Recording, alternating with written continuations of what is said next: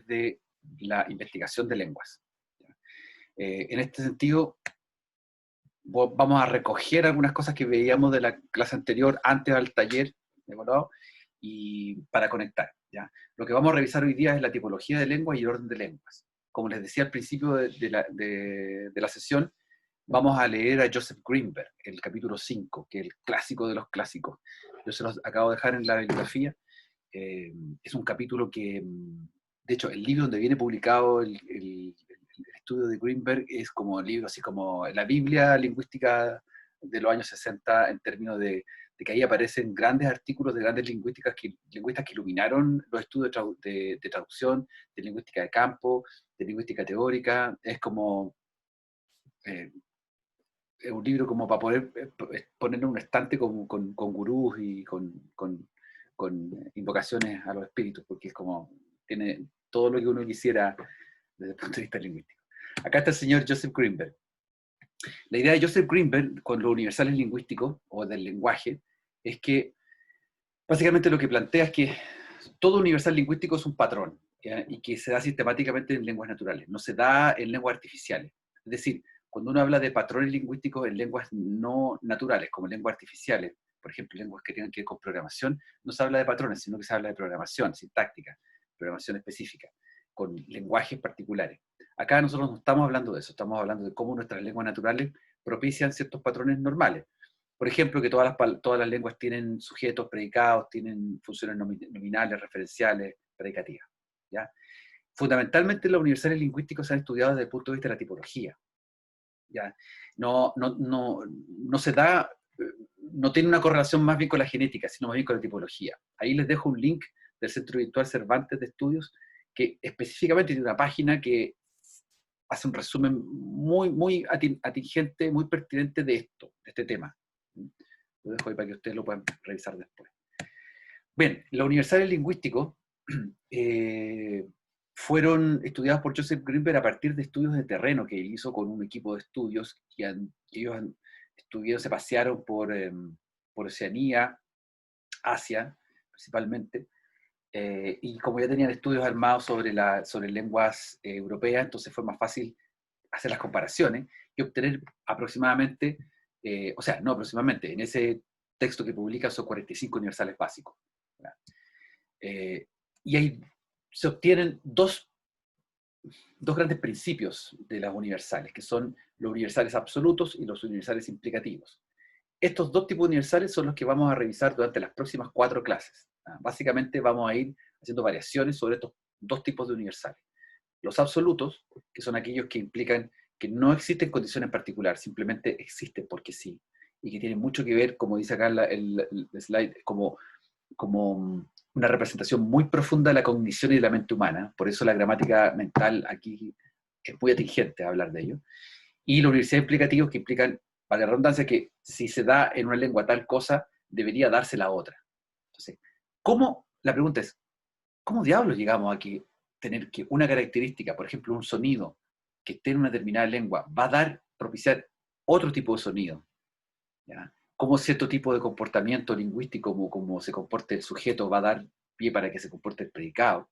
Entonces, eso es lo fascinante de este tema, que de alguna manera se llega a esto. Eso es lo que vamos a ir revisando en estas clases. ¿Ya? Antes de avanzar, un recordatorio muy breve, casi como foto. Recuerden el chino. El chino es una lengua que representa muy tipológicamente a la clase analítica. O sea, son morfemas que aparentemente no tienen derivaciones, sino que cada uno constituye una funcionalidad de acuerdo al contexto en que se presentan, de acuerdo a la situación sintáctica que lo envuelve. Y por eso mismo genera también, a raíz de patrones fonológicos, el plano de la significación en la lengua hablada. ¿Ya? El segundo tipo que hablamos en nuestra clase anterior fue el aglutinante. El turco fue nuestra lengua ícono, porque el turco lo que hace es que a partir de una raíz básica se declinan hacia la derecha, ustedes también lo acá, hacia la derecha empiezan a aparecer todos los componentes morfemáticos que indican la función y el significado. Luego nos encontramos con el tercero, ahí está todo marcado. Luego nos encontramos con el tipo 3, que es el latín, que es un tipo de lengua llamada fusional o sintética o inflexiva. Los tres nombres los tiene porque el tipo 3 aglutina o comprende todos estos tipos de lenguas, como las lenguas romances, que son mucho más inflexivas, y el latín lo que hace es entregarnos entonces una raíz, un lexema de base que entrega a su costado un morfema, y ese morfema tiene información muy precisa para decirnos de qué manera sintácticamente va a funcionar. Por otro lado, nos encontramos con las lenguas de cuarto tipo, las polisintéticas o incorporantes, que son las más complejas de todas, porque, como aparece en el ejemplo, lo que hacen es que a partir de un segmento, cada uno realiza incorporaciones morfemáticas que complejizan mucho la manera para nosotros de entender y poder manifestarnos como naturalmente con la lengua. Bien, hecho esa salvedad, ese recuerdo, volvemos entonces a las universales. Vamos a tenerlo bien presente. Tenemos 4 tipos de lenguas desde el punto de vista de la tipología. Por lo tanto, ¿cómo interactúan los universales dentro de estas lenguas? Por ejemplo, el universal de implicación. Acá tenemos algo muy fundamental. Si una lengua, por ejemplo, tiene un orden básico de palabras, VSO, verbo, sujeto, objeto, entonces tendría que tener preposiciones. O sea, nuestra lengua española no es VSO, es una variante de VSO, es SVO, y tiene preposiciones. ¿Ah? De tal manera que el primer universal de implicación que presenta Leovín y que presenta también Greenberg en su estudio, tiene consecuencias o implicancias ulteriores que hacen que es aplicable a muchas lenguas más que las VSO. Por lo tanto, habría que agrupar, aparte de las VSO, cuáles son las otras. Por ejemplo, en este caso del español, la SVO también es preposicional. Si una lengua tiene orden básico de palabras S o V, entonces probablemente tendrá posposiciones en vez de preposiciones. Eso uno podría decir es un invento. No, es una conclusión a la que llega Greenberg luego de estudiar 33 lenguas. Hay otras variantes como el universal de implicación del verbo auxiliar. Entonces, por ejemplo, una lengua BSO es preposicional, como en el caso del hawaiano, donde aparece primero el verbo write, escribir, wakaku, cacao, el sujeto ka, wahine, y el objeto ikapuke, donde cada una de las partículas y representa el complemento directo, indica que el complemento directo, como la preposición a, el artículo definido ka, y puke, que significa el libro. Por lo tanto, la mujer escribió el libro, ¿no? Se dice en hawaiano, escribió mujer libro. Es BSO. Y es preposicional. Ahí está marcada la I, en ese caso está marcada la preposición. ¿Sí? ¿Me siguen? ¿Se entiende? ¿Preguntas? Sí. Perfecto. Luego tenemos el SOV, y acá tenemos un par de ejemplos de lenguas conocidas. Japonés considerado estandarizadamente como una lengua SOV postposicional, porque por el ejemplo que aparece ahí, taro como el nominativo, giro el objeto y el verbo so, el verbo ver. Atrás del objeto aparece la preposición, por lo tanto no es una preposición, sino que es una posposición. Lo mismo aparece con el latín. El latín también tendría un carácter posposicional porque estaría rigiéndose por un sujeto, un objeto y un verbo. De esa manera, las dos no son lenguas parientes para nada genéticamente, pero sí tipológicamente. Entonces ya tenemos 2 clasificaciones implicadas. La clasificación tipológica, que nos dice que hay lenguas que son analíticas, aglutinantes, inflexivas y polisintéticas, y una clasificación desde el punto de vista del orden de las palabras. O sea, si son, por ejemplo, en este caso, BSO o SOV. De tal manera que hay otras clasificaciones que nos pueden ayudar, como la clasificación fonológica. Pero esta clasificación fonológica que habla el tono y el acento es posible aplicar a algunas lenguas, no es posible aplicarla a todas, no es tan pertinente para todas. Por lo tanto, nos vamos a dejar de lado un poco la parte fonológica, entonces nos vamos a meter más en la morfología. de tal manera que si morfológicamente, sintácticamente es posible clasificar una lengua, entonces hagamos el intento. Y eso es lo que se plantea Greenberg a partir de su estudio de las universales lingüísticos. Tenemos 4 tipos de lengua. Tenemos 6 órdenes posibles, teóricamente hablando, ¿cierto? Porque esas son las posibilidades. Que una lengua sea sujeto, objeto, verbo, sujeto, verbo, objeto, verbo, sujeto, objeto, verbo, objeto, sujeto, objeto, sujeto, verbo y objeto, verbo, sujeto. O sea, es como probabilísticamente debería ocurrir eso. Greenberg se encuentra con esta realidad y la clasifica estadísticamente, y esa es la gracia de por qué quiero que le echen una mirada al artículo de Greenberg, que tiene algunas partes más complicadas de leer, pero la primera parte es más sencilla. Si ustedes, obviamente, empiezan desde el principio, lo leen desde el principio, con atención, todo el contenido siguiente se les va a aparecer, se les va a revelar, o sea, se van a hacer algo más sencillo. Si hacen una lectura rápida y no sé, si saltan la introducción y pasen de lleno al cuerpo del artículo, lo más probable es que se van a perder un poco. Entonces les sugiero que hagan una lectura bien detenida al principio. Y él dice esto, establece, o sea, es posible que nos aparezcan estos elementos. Entonces, vamos a hacer un juego de 4 alternativas. Pregunta: ¿qué tipo de lengua es y qué orden de palabras tiene? 30 segundos para responder. Desde ahora, ya.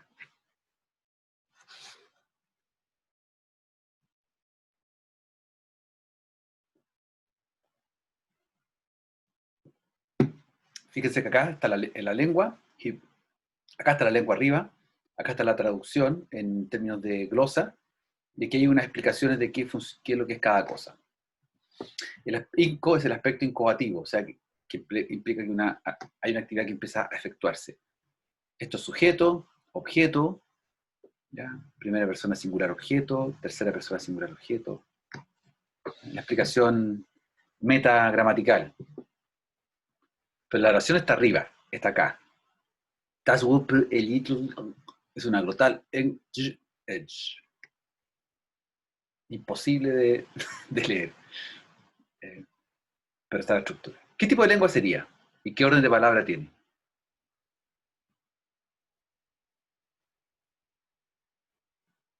¿Daniel? Eh, Sería polisintética. ¿Polisintética? Sí. Sí, Verbo, objeto, sujeto. polisintética, verbo, sujeto, objeto. A ver, una cosa es el O orden y verbo, otro el objeto. tipo. Ya, Ah, el ya, ya. orden tú dices que es, perdona, el orden es Verbo, objeto, sujeto. verbo, objeto, sujeto. Sí, Verbo, by, verbo, claro. Objeto, la ropa. objeto, y el sujeto está al final, Sí. ¿cierto? Verbo, sujeto, verbo, objeto, sujeto, verbo, objeto, sujeto. Ya. BSO, o sea, como el cuarto orden, BOS, BOS. Ya. Y ahora con el tipo, analítica aglutinante funcional polisintética. Tú dices que sería polisintética. ¿Alguien tiene otra alternativa?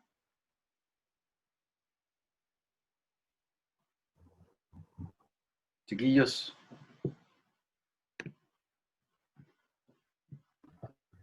Tengo lo mismo. Ania, lo mismo. Fusional, tipo 3. Y BOS, la respuesta sí, bien, BOS. Es fusional, no es polisintética, porque los componentes, hay un componente pues, en cada uno de los elementos. O sea, una de las características de la polisintética es que desde un elemento se incorporan los otros, o 2 elementos se incorporan. En cambio, la fusional de tipo 3, como inflexiva, o sea, digamos, fusional es como que es más parecida a la lengua indoeuropea, como el español, el alemán, porque tiene el verbo con inmediatamente la P, tau, con una P que está al lado entregando la información morfológica, perdón, gramatical, clothing, que es el con más el transitivo, eh, y primero como objeto, y luego viene esh, que es el sujeto. Entonces, cada uno de los morfemos base tiene un morfema al ladito. Ya, igual era difícil. Vamos a la segunda. Ahí están los órdenes posibles. Y ahí está la siguiente lengua. Esta es más fácil, creo.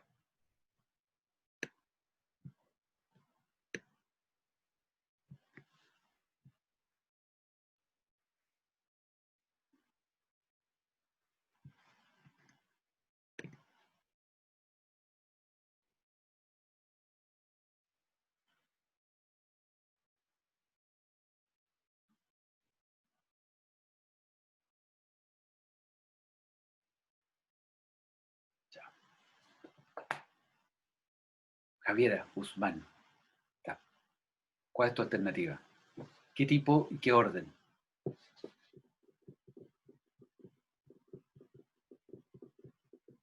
Profe, no la tengo todavía, estoy ¿No? pensando. Ya.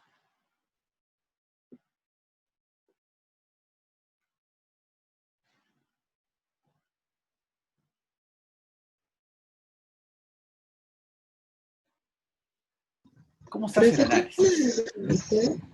¿Perdón? ¿Es tan aglutinante? No sé, digo ¿Por como qué? por ¿Por qué? la segunda parte. A ver, ¿cómo lo ves tú? Explícalo con tus palabras, por favor. ¿Cómo ves el análisis? Perdón, ¿cómo ves la expresión? ¿Cómo agarra esto para poder decir que es aglutinante? Es que pasa como que veo la oración como dividida en dos. ¿Ya? Eh, Kaji Kuman Ka Pawa hasta San ahí como Kutyu. una parte y la parte de Pawasa son Kuchu, no, como se lea la segunda parte, la veo como una, podríamos decir como una segunda quizás palabra o algo así, que tiene como más de un elemento unido. Porque ahí no solamente tiene la parte de estar variando, sino que tiene como el plural dentro de eso, tiene la pregunta en esa segunda parte. Entonces como Claro. que siente que hay como que tuviésemos dos palabras y con esas dos palabras estamos formando la pregunta completa. Ujú. O sea, dice Y que tiene sí, dos partes. claro. Básicamente tiene dos partes. Sí. Sí, pues básicamente tiene dos partes. ¿Notan eso los demás? Que hay dos partes. Chica yukum ma Sí. la. Ahí está la noción de flor, mi, plural, hacia, only, solo.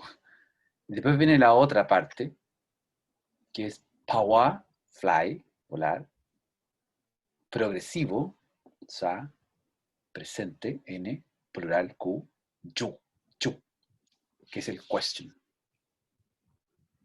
Entonces,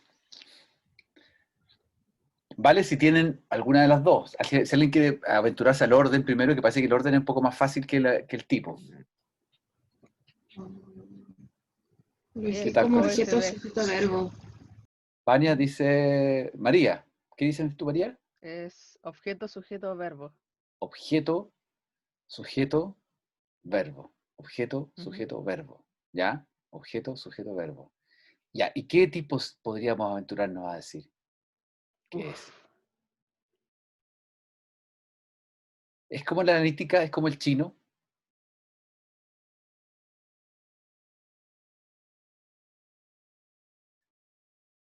¿Podríamos descartar que no se parece al chino?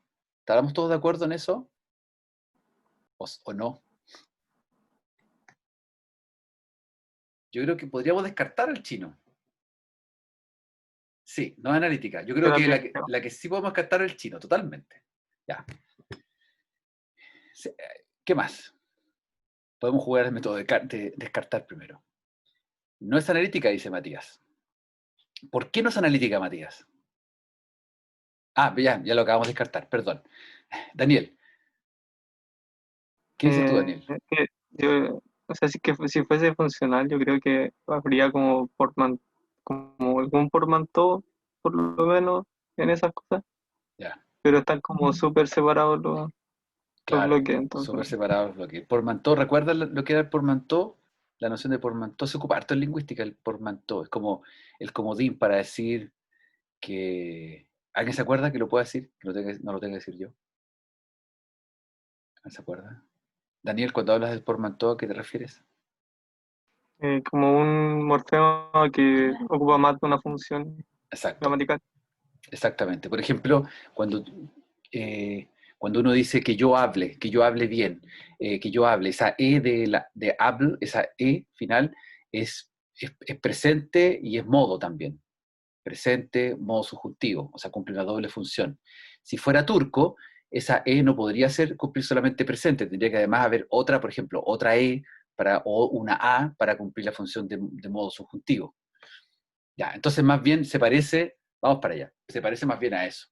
O sea, nos encontramos con que es un aglutinante. Muy bien, Daniel. O sea, como muy parecido al turco. Como está todo muy bien, cada individualizado, cada morfema que apoya a la raíz básica, central. Y la respuesta es OBS, exactamente. Bien, súper. Ya, anoten esto para que veamos a cuántas les vamos a chuntar. ¿Ya? Vamos a la tercera. Ahí está. ¿Qué tipo de lengua es y qué orden de palabra tiene?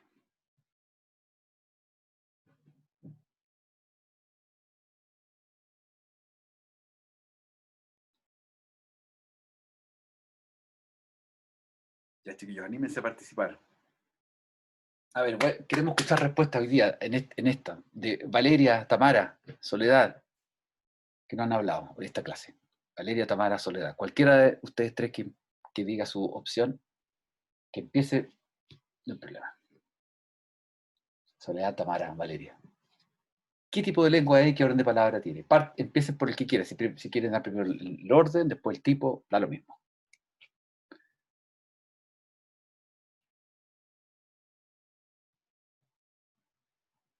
PFB es aspecto perfectivo, ¿ya? Que una acción se ha completado. ¿Ah? Por eso the girl has gone to the hospital. Es como cuando uno dice, yo he llegado a este lugar. Entonces es una acción completada, o terminada más bien. Tamara, súper perdida. ¿Pero por qué estás súper perdida? Pero si estas son cosas de clase, pues. También hicimos un refresh al inicio. No te pierdas, Tamara. Sí, no, Si no, no sí, estás, estamos de acuerdo. Es no es- que tengo, como que a rato se me cae el internet y se me pega y se pone robótico y estoy ahí como, ya. no sé. Bueno, pero esto tú lo tienes en la Por eso. presentación, ¿sí? Los tipos No, sí, tengo los vimos tengo toda la materia antes. preparada también, Sí, sí, así pero que en eso. particular ahora, eso. Ya, pero eso no tiene nada que ver con que puedas dar tu opinión. No tengo nada que decir, profe, la verdad. Ya. Lo siento. Soledad, analítica. BSO, dice Soledad. Y Gustavo, yo creo que sí, también afirmas que puede ser BSO. Soledad, ¿dónde estaría lo BSO? ¿Podrías mostrar dónde está el verbo, el sujeto, el objeto? Por el orden de la oración, en la segunda palabra está el go, después en la cuarta palabra girl, y después al final sale como el lugar de donde fue, entonces por eso Claro. voy. Perfecto, sí. Bien, ya, parece ser entonces que es BSO, ¿cierto? Ya, ahora, ¿qué tipo de lengua podría ser? Vania dice que es analítica. ¿Por qué piensas que es analítica? Qué interesante. María y Vania dicen que es analítica. Y Soledad también. María dice, se ve súper aislante como está armada la oración. Aislante, cada cosa está muy aislada. Claro, es que como que no hay mayor presencia de afijos en la oración y no hay como muchas variantes.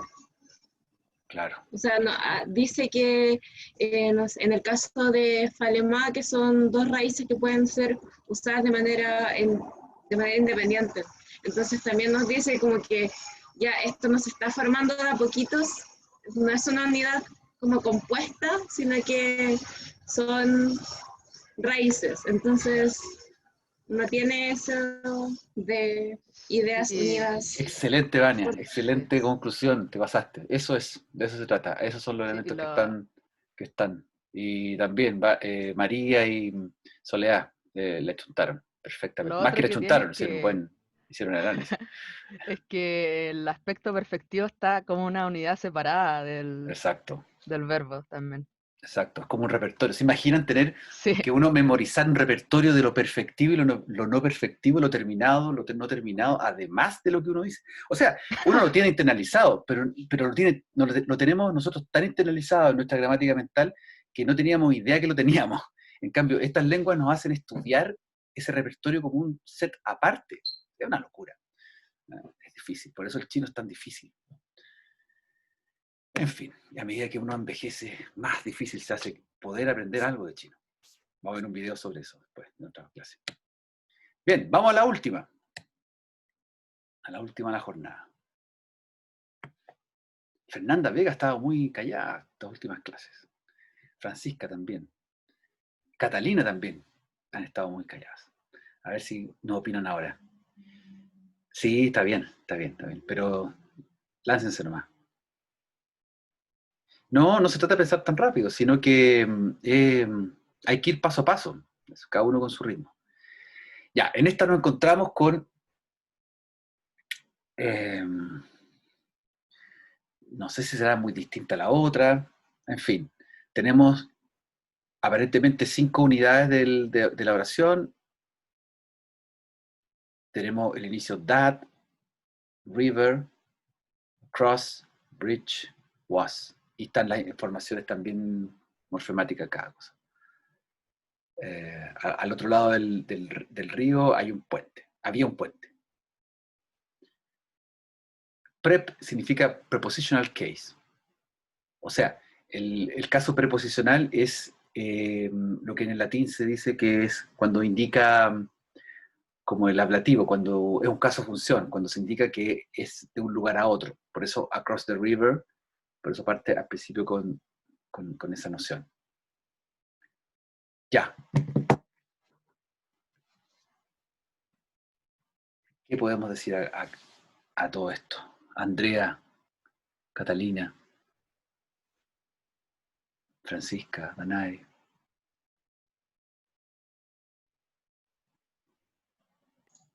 Creo que el orden puede ser sujeto, objeto, verbo. ¿Ya? Sujeto, objeto, verbo. Ujú. Uh-huh. ¿Por qué eso? Sujeto, objeto, verbo. Que por lo menos de la oración de la traducción, perdón, mis perros están ladrando.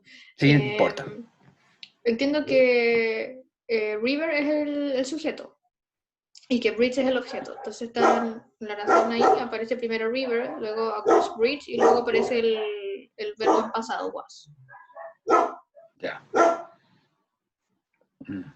Claro, esta oración yo creo que tiene una complejidad distinta a las otras porque está el verbo haber, o sea, como el verbo existencia, y ese verbo siempre tiene una cuestión de como algo implícito, muy personal. Ya, pero está bien tu reflexión, va por ahí, por ese lado. Soledad dice SOV por río, puente, was. Claro, dato, nunca los sujetos empiezan con preposiciones. ¿Ya? Nunca hay un... por ejemplo, cuando uno dice una expresión, dice, al Pedro le regalaron un helado. ¿Ya? Ese al Pedro le regalaron un helado. Ese al Pedro no es un sujeto, aunque parezca Pedro siempre como nominal. Ese al Pedro es un objeto indirecto, no es un sujeto. ¿Ya? Gustavo. Según yo, no hay sujeto, pero yo igual creo que es SOV por el hecho de que está, el objeto sería puente y el verbo sería ver. Entonces está el verbo, o sea, está el objeto y después el verbo y el único orden con esa terminación empezaría con sujeto. Ya, sí, por ahí va la cosa.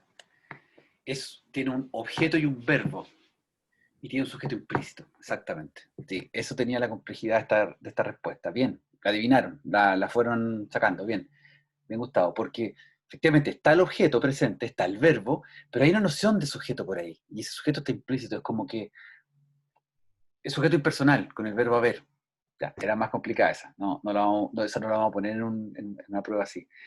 Pero, sí, pues Matías, cuesta diferenciar la aglutinante de la funcional, cuesta un poco, pero ya la vas a agarrar la mano. Ya le vas a agarrar la Profe, mano. igual spoileó algo, porque usted la comparó con el latín. Sí, expolié un poco, no lo puedo evitar. Entonces, claro, y aglutinante esta porque, bueno, pues las aglutinantes lo que hacen es tomar un elemento base y de ahí empiezan a construir para el lado. Y en este caso, desde yes, que es la yes con la, esa está indicando la función del river y de river va saliendo para el lado el otro elemento. Tal vez no es el mejor ejemplo de aglutinante pero es un aglutinante. Lo vamos a revisar con otro. Ah, y lo de las polisintéticas, no se preocupen que las polisintéticas les tengo una clase especialmente preparada con las polisintéticas. Ahí vamos a disfrutarlo mucho. Ejercicio, como para terminar la clase. Esto es el latín clásico, ¿ya? Nuestro latín clásico que no podía estar ausente en este curso. No podemos dejar dejar de reverenciar a nuestra lengua, nuestra gran lengua, nuestra alma mater del tronco indoeuropeo, sobre todo específicamente de la rama romance. Ya, el latín entonces funciona con los casos. Acá tenemos un listado de oraciones en que aparecen clásicas oraciones del latín, donde aparecen expresiones de alguien que realiza algo hacia otro. ¿Ya? Ahí está la glosa en inglés a un ladito para poder entender. Listen los sustantivos. ¿Cuáles serán los sustantivos que hay en cada una de las 9 oraciones? Un par de minutos para que lo hagan.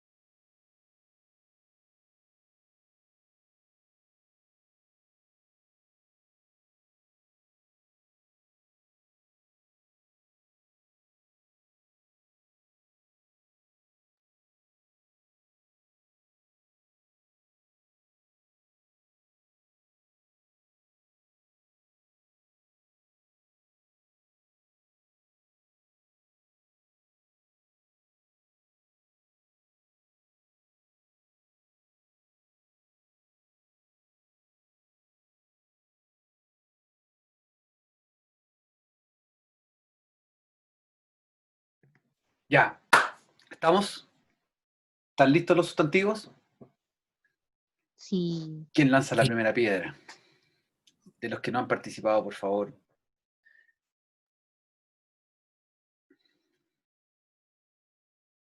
Y como dicen los gringos, you know who you are. Yo. Ya. Ya, Fernanda. No sé cómo se pronuncia en sí, No importa. pero senator Ya. es senador. Supongo que es senador, ¿no? Sí, senador. Gladiator, Gladiator. gladiador. Gladiador, Y bien. Proctor es carpintero. Instructor carpintero. Bien, tenemos 3. Listo. ¿Hay algo Ajá. más? ¿Algo más de sustantivo? Ah, no vi la hermana. Abajo. Soror, la hermana. Soror, la hermana, ya. Ujú. Y Mm, espérame. Cráter. Structor, cráter, gladiator y senator. Los Cráter únicos que tengo. faltaba. Cráter. Ah, cráter faltaba. Cráter, exacto, cráter. Ahí están los Ujú. sustantivos. Esos son. Bien. ¿Les llama la atención que todos terminen en or? ¿Qué puede ser?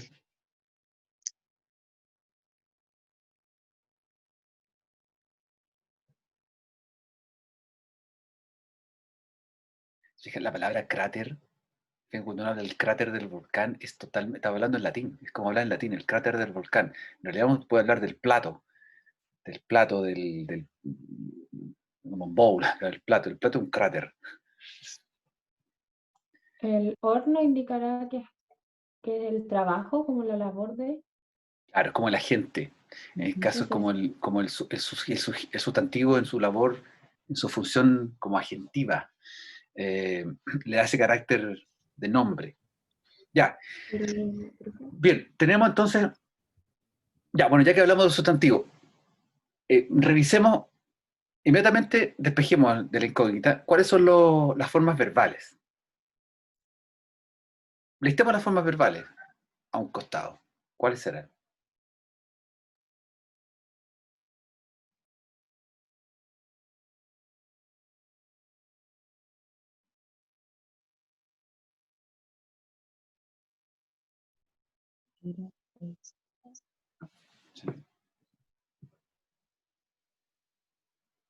Matías dice, erat, est, aspexit, dedit. Bien, esas son. Muy bien. Tiempo de la enunciación de cada una de esas formas verbales. ¿Cuál es?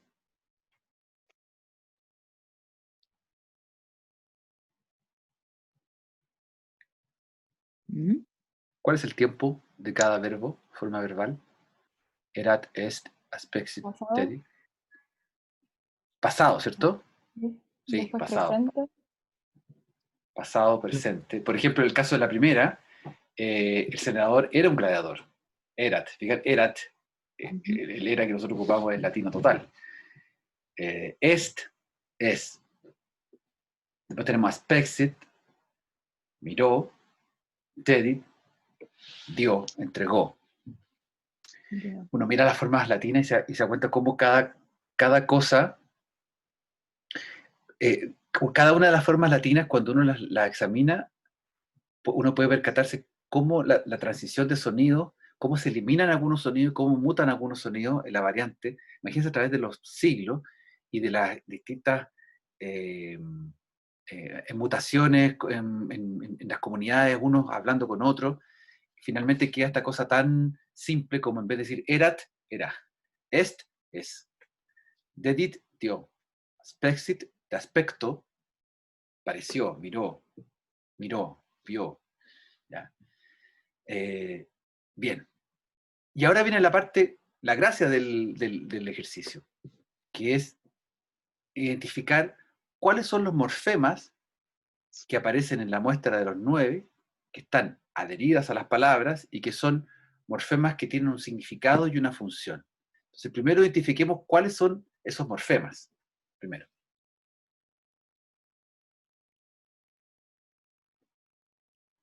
Em es uno, que está Em. senatorem. ¿Ya? El Estructurem senatorem es y la número sonorem. 3.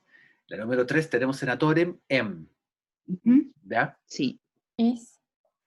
Que es como para señalar el objetivo de, como en este caso, lo que miró. Ya, lo mirado, senatorem. Como el objeto mirado. El objeto mirado. Bien. Ujú. Ya, tenemos un em. Después tenemos, Soledad dice is. Is en los sustantivos. Is en la segunda dice senatoris.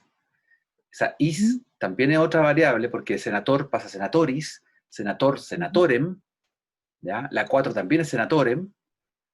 En la 5 aparece senator y aparece structorem. 6 lo mismo. ¿Qué más? ¿Hay otra? Después en la 7 aparece de nuevo is gladiatoris. ¿Ya? Nos falta algo. Nos falta una.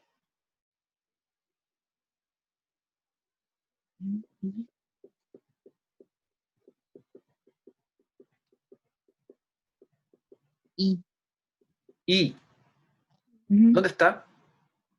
Está en la 9 en Gladiatori y está en la 8 en Gladiatori. Senatori. Perfecto, 8 y 9 es I. Ahí están. Or, is, Ujú. I. Básicamente son Ujú. esas. Ya, dijimos que or nos parecía que representaba el carácter nominativo, o sea, el carácter de una expresión sustantiva propia, que va a cumplir funciones de sujeto, está al interior de una frase nominal, que es como lo típico. Después nos encontramos con is. A ver, is sería posesivo, dice Matías. Crater senatoris ist, claro. El plato es del senador, es un posesivo, es lo que se llama el genitivo. Y después nos encontramos con Tamara dijo que funcionaba como en el caso de Structor, la número 3, Structor senatorem aspexit, ¿ya? El carpintero vio al senador. En cambio, si decimos en la 4, senatorem aspexit structor, es porque el structor, el carpintero, vio, vamos de atrás para adelante, structor, carpintero, vio aspexit senatorem, al senador. Y de nuevo nos toman el pelo, en la número 5, les dice senator aspexit structorem, o sea, el senador miró al carpintero. Queda súper claro con la 3, 4, 5 y 6 que el tiene que ver con eso. Es muy importante. Ahora, la número 7 aparece una variante, senator sororem gladiatoris aspexit. Entonces, ahora tenemos las dos cosas combinadas, el is y el María Román dice, acusativo en el sentido que es complemento directo, es objeto directo. Y nos queda la última, la 8, en la 8 y la 9, donde está la i. ¿Qué pasa con structor craterem senatori dedit? Structor, ya sabemos que es el sujeto de la enunciación, que es el carpintero. Sabemos que el carpintero dio, structor dedit, pero cuando structor dedit, cuando el carpintero dio algo, se lo dio algo y se lo dio a alguien. Lo dado es el craterem, el objeto, el bol, el plato. Y se lo dio al senador, senatori, que está marcado con la I. Si dijera senator, craterem, structori, dedit, sería al revés. Sería que el senador le dio el plato al carpintero. Por lo tanto, nos encontramos con esta relación de caso-función fundamental en el latín. Or nos entrega la noción del nominativo, de que aquel que está ejecutando la acción. El is nos entrega la función del genitivo, es decir, la posesión, como en el caso del apóstrofe con S en el inglés. El es el acusativo, es como cuando en español decimos la preposición a para decir que es lo dado, y la i dativo, cuando decimos que algo es entregado para alguien, o el objeto indirecto. ¿Sí? ¿Se entiende? ¿Sí? ¿Alguna pregunta?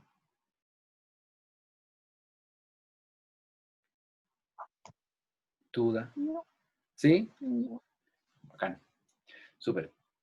Bueno, este ejercicio es medular porque antiguamente en las escuelas, en los liceos, está hablando 50, 60 años atrás, o tal vez menos, se hacía clase latina, o sea, no era nada de otro mundo.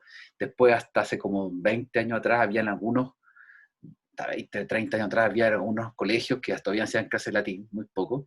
Yo alcanzo a tener clases de latín. Lo alcanzaste a tener latín, o sea, no hace tantos años. No, mi colegio, fue por motivación de mi profesora en realidad, y no fue mucho. Pero habrá sido una unidad, y de hecho tenía planeado también que estudiáramos un poco de euskera, pero no se dio la oportunidad por el colegio.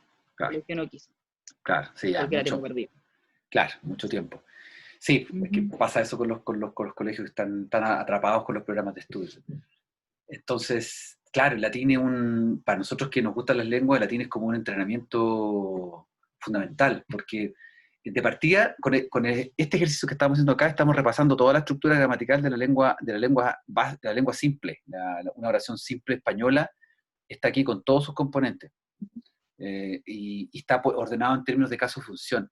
Entonces, si ustedes, por ejemplo, tuvieran que hacer clases de español extranjero, este tipo de ejercicio les ordena tan bien la mente que les permite después hacer la clase y explicar las categorías gramaticales a un hablante de lengua no española. Ya. María, claro, un resabio del pasado. Muy bien. Tuviste un déjà vu. Listo, acá tenemos lo último del ejercicio, que es traducir. Ahora, bueno, hay una pregunta que estuvimos conversando. ¿Es importante el orden oracional de la número 3 a la número 6? ¿Es importante el orden oracional, chiquillos, chiquillas? Yo creo que no, porque como tienen marcas tan distintivas, aunque se cambie de posición, se sabe qué es qué. Exactamente. No es importante el orden gramatical. Por eso el latín es medio complicado, y el latín, estilísticamente hablando, hay muchos latines, y se habla de, por ejemplo, del latín de tal autor, del latín del otro autor, porque más encima generan sus propias reglas, su propia estructura, y hay unas cosas que son súper difíciles de leer por lo mismo, porque hay mucha libertad en ese sentido. Y eso complicaba mucho al hablante neófito, al hablante que no tenía bagaje cultural. Estamos pensando en 1300, 1400, 1100, hablando de aquellos años, aquellos siglos. Entonces, la fusión que se produce de lenguas, de dialectos, de comunidades, permite que el latín quede fuera del espectro, y este latín mute a este castellano, todas lenguas bárbaras, lenguas bastardas, el castellano, bueno, el español viene posteriormente, pero está el navarro, el castellano, el lunfardo, todas las variantes de italiano, para qué decir la galaico-portuguesa, que es como una fusión entre español y portugués, etc. Bien, entonces, tenemos estos dos ejercicios se los voy a dejar como tarea para la próxima clase, ya como calentamiento de la próxima clase. Traducir al español: gladiator, structorem, senator, commendavit. Y traducir al latín: the gladiator gave Carpenter's ball to the senator's sister. Esa está más larga. Pero la primera ya es más fácil de traducir. Ya, eso queda como tarea para la próxima clase. Y les recuerdo, por favor, que descarguen el libro que está ya en el Classroom, que es el libro donde vamos a leer el capítulo 5 de la 73 a 113, que es el capítulo fundamental de Greenberg sobre los universales del lenguaje. Es fundamental, así que cualquier cosa, vayan avanzando, porque es un capítulo que lo vamos a ir leyendo